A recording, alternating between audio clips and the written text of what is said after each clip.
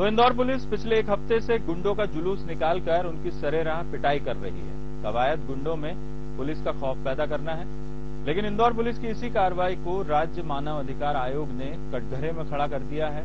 आयोग ने पुलिस की इस कार्यप्रणाली पर सवाल उठाते हुए डीआईजी इंदौर से जवाब तलब किया है।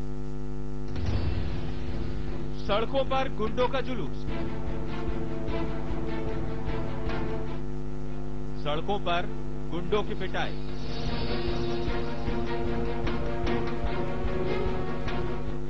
पिटाई के तरीके भी बेहद जुदा।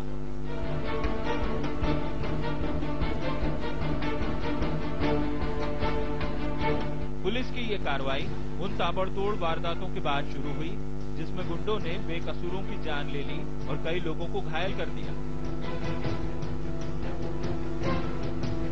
इन तमाम घटनाओं से इंदौर पुलिस की जो छिछालेदार हुई, उसके बाद तो पुलिस ने जैसे गुंडों पर कहर बरपा दिया।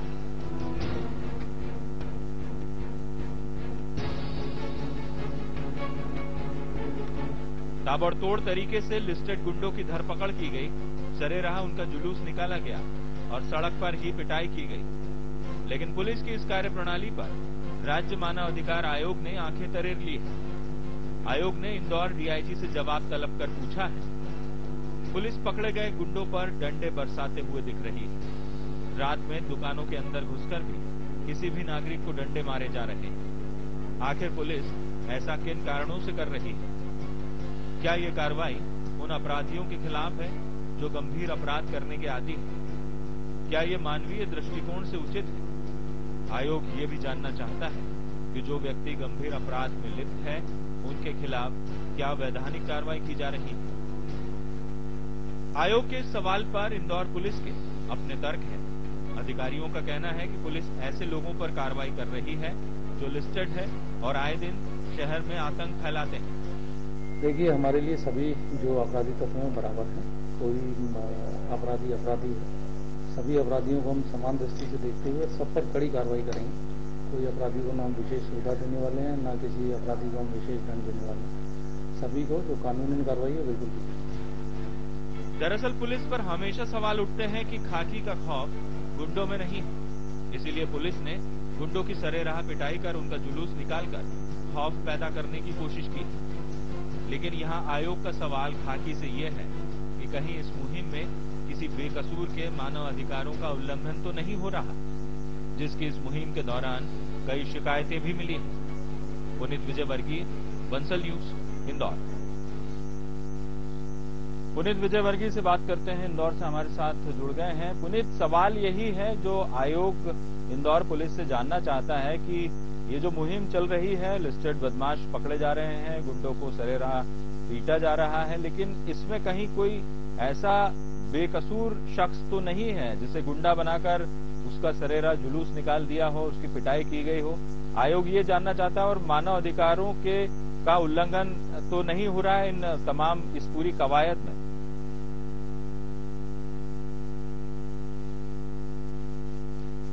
जी विजय जी, बिल्कुल। यदि बात की जाए तो कुछ लोग इस तरह के सामने आए हैं जो गुंडे नहीं थे, बावजूद उनको पकड़कर उनका जुलूस निकाल दिया गया। ऐसा एक उदाहरण जो बंसल न्यूज प्रमुखता से उठा चुका है। 65 साल का उदय सिंह छतरीपुरा इलाके में सब्जी बेचने का काम करता है। काफी समय पहले से उदय सिंह अपने आसपास के लोगों से कुछ जमीनी विवाद को लेकर आया था पुलिस की नजर में, लेकिन उसके बाद उसने किसी भी तरह का कोई अपराध को अंजाम नहीं दिया, न ही वो किसी तरह के गुंडागर्दी या आपराधिक गतिविधियों में लिप्त रहा। बावजूद उसके छतरीपुरा पुलिस ने उसे गिरफ्तार किया और उसका बकायदा जुलूस निकाल लिया गया। वो शख्स रोता रहा, लेकिन पुलिस ने उसकी एक न सुनी।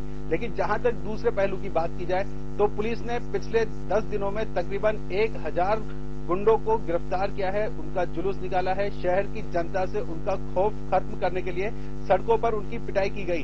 कहीं न कहीं शहर के लोग जो है उन्हें भी ये पुलिस की मुहिम पसंद आई। पुलिस का सिंघम अवतार ही इसे कहा जाएगा, जिसे शहर की जनता भी पसंद करती आई है।